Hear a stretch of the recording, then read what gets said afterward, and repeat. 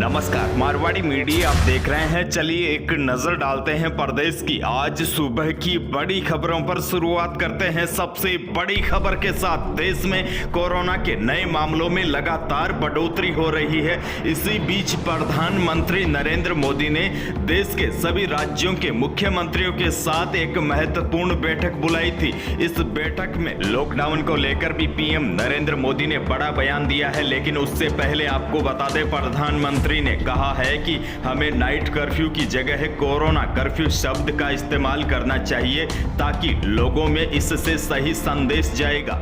PM Modi ने मुख्यमंत्रियों के साथ बैठक में टीका उत्सव मनाने की अपील की है। उन्होंने कहा है कि 11 अप्रैल को ज्योतिबा फुले जी का जन्म जयंती है और 14 अप्रैल को बाबा साहेब की जन्म जयंती है। इसी बीच हम सभी टीका उत्सव मनाएंगे। पीएम मोदी ने कहा है कि हमारा प्रयास यही होना चाहिए कि इस टीका उत्सव में हमें ज्यादा से ज्यादा लोगों को वैक्सीनेट करें। लॉकडाउन को लेकर प्रधानमंत्री नरेंद्र मोदी ने कहा है कि फिलहाल संपूर्ण लॉकडाउन की जरूरत नहीं है, फिलहाल नाइट कर्फ्यू ही काफी है। हालांकि पीएम मोदी ने कहा है कि इस बार लोग पहले की अपेक्षा बहुत अधिक लापरवाह हो गए हैं और अधिकतर राज्यों में अब प्रशासन भी सुस्त हो गया है। इसी वजह से स्थितियां बिगड़ रही है। पीएम मोदी ने राज्यों से इस पर विशेष ध्यान देने को कहा है। दूसरी बड़ी खबर की बात करें तो राजस्थान में कोरोना वायरस की अब तक की सबसे भयावह तस्वीर सामने आई है। प्रदेश में गुरुवार को कोरोना की चपेट में आने से पिछले 24 घंटों के दौरान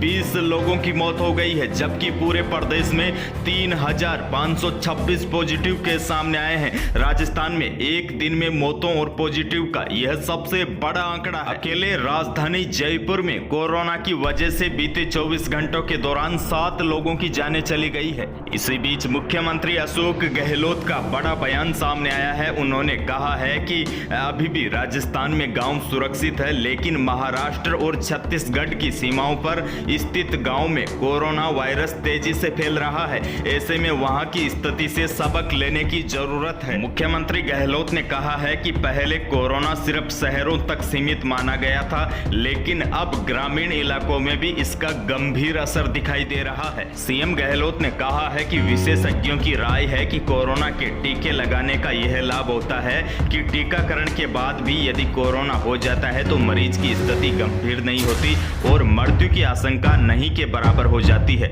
इसीलिए टीका लगवाना बेहद जरूरी है। अगली बड़ी खबर की बात करें तो चूरू जिले के सालासर में प्रस्तावित मेले व मंदिर दर्शन के लिए आने वाले श्रद्धालुओं को अपनी 72 घंटे से कम पुरानी RT-PCR रिपोर्ट प्रस्तुत करनी होगी तथा ऑनलाइन रजिस्ट्रेशन के बाद ही मंदिर में प्रवेश दिया जा सकेगा। इसका निर्णय गुरुवार को हनुमान सेवा समिति की बैठक में लिया गया। यानी कि कोरोना की नेगेटिव रिपोर्ट के बिना आपको मंदिर में प्रवेश नहीं मिलेगा। अगली बड़ी खबर की बात करें तो जोधपुर जिले के फलोदी जेल से 16 कैदियों के भागने के 72 घंटे से अधिक समय बाद भी पुलिस के हाथ पूरी तरह खाली है। इतना तय है कि वह सभी कैदी क्षेत्र के रेतीले धोरों में किसी स्थान पर शरण लिए हुए हैं। पुलिस इन तक पहुंच नहीं पा रही है। पुलिस टीमें लगातार क्षेत्र में कई स्थान पर दबिशें भी दे चुकी है, लेकिन अभी तक एक भी कैदी पुलिस के हाथ नहीं लगा है। आपको बता दें, जोधपुर के फलोदी में 16 कैदी जेल से फरार हो गए थे।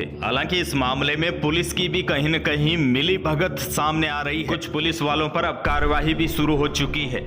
अगली बड़ी अपडेट दे दे, कल यानी कि शनिवार को पेट्रोल पंप सुबह 6 बजे से रात 12 बजे तक बंद रहेंगे। आपको अगर कहीं जाना है और पेट्रोल डीजल डलवाना है तो आज ही डलवा लीजिए, क्योंकि प्रदेश में पड़ोसी राज्यों की तुलना में पेट्रोल और डीजल महंगा होने के कारण इसका विरोध शनिवार को पेट्रोल पंप सुबह 6 से रात 12 बजे तक बंद करके करेंगे। तो यही थी प्रदेश की आज की कुछ बड़ी और महत्वपूर्ण खबरें। राजस्थान की बड़ी खबरों से अपडेट रहने के लिए चैनल को आज ही सब्सक्राइब कर लीजिए। धन्यवाद।